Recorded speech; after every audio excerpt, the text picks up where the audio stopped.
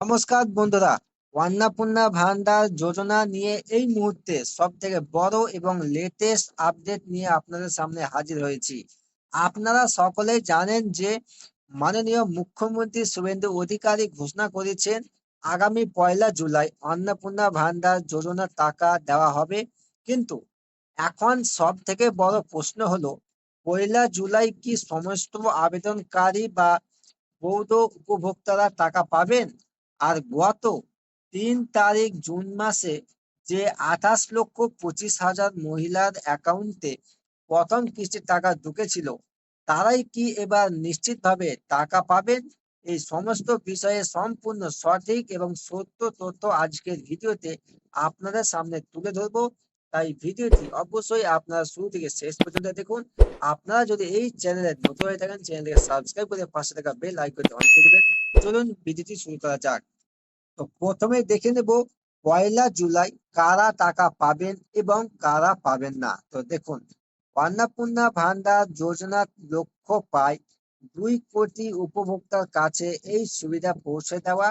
তবে সরকারের তরফ থেকে জানানো হয়েছে, প্রাথমিক পর্যায়ে 1লা জুলাইয়ের মধ্যে যাদের অনলাইন ভেরিফিকেশন প্রক্রিয়া সফলভাবে সম্পূর্ণ বা অ্যাপ্রুভ হবে, একমাত্র তারাই এই দফায় টাকা পাবেন।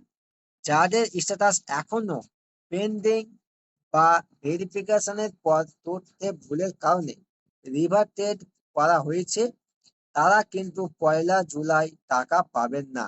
তাদের ভুল সংশোধন হওয়ার পর পরবর্তী লটে টাকা দেওয়া হবে। তাই এখনই আপনাদের মোবাইল ওটিপি দিয়ে অফিসিয়াল পোর্টাল social registry.wb.gov, তো দেখুন, social registry.wb.gov A log in করে নিজেদের স্ট্যাটাস অ্যাপ্রুভ হয়েছে কিনা তা চেক করে নেওয়া দরকার। এবার দেখুন যে অফলাইন ও অনলাইন আবেদনের ভেরিফিকেশন কিভাবে হচ্ছে। তো দেখুন, আপনারা যারা অফলাইনে ফর্ম জমা দিয়েছিলেন বিডিও অফিস বা কর্পোরেশনের মাধ্যমে, সেগুলো পোর্টালে এন্ট্রি করা হয়েছে। বিপুল পরিমাণ ফর্ম থাকার কারণে অনেকের আবার নিজেদের দায়িত্ব অনলাইনে এন্ট্রি করিয়ে নিয়েছেন। এই সমস্ত ডেটা এখন দুটি পদ্ধতিতে খুব খুঁটিয়ে ভেরিফিকেশন করা হচ্ছে। এক হচ্ছে বিডিও অফিস স্তরে। বিডিও অফিসের কর্মীরা প্রতিটি পরিবারের আধার নম্বর, নাম এবং অন্যান্য তথ্য অনলাইনের মাধ্যমে খুঁটিয়ে দেখছেন। দুই হচ্ছে আইসিডিএস কর্মীদের মাধ্যমে। ভেরিফিকেশন প্রক্রিয়া দ্রুত শেষ করতে আইসিডিএস দিদিমণিদের লগ ইন আইডি দেওয়া হয়েছে।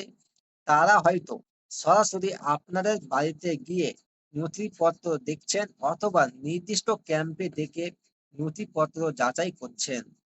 তো এবার দেখুন যে জুন মাসের 3 তারিখ যারা টাকা পেয়েছিলেন, তাদের কি আবার টাকা ঢুকবে?